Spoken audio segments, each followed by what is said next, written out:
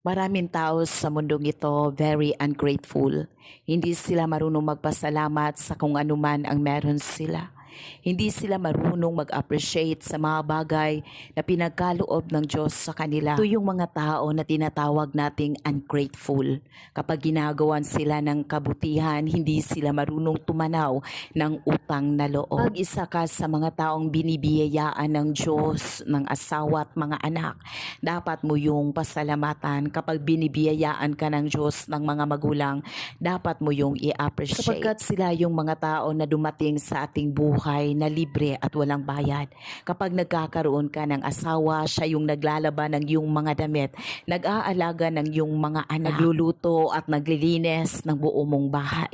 Kapag meron kang mga anak, sila din yung tumutulong sa inyo. Lagi niyong inuutusan, lalo na kapag tumatanda na kayo at di nyo na kayang inyong sarili ang pagkakaroon ng mga anak.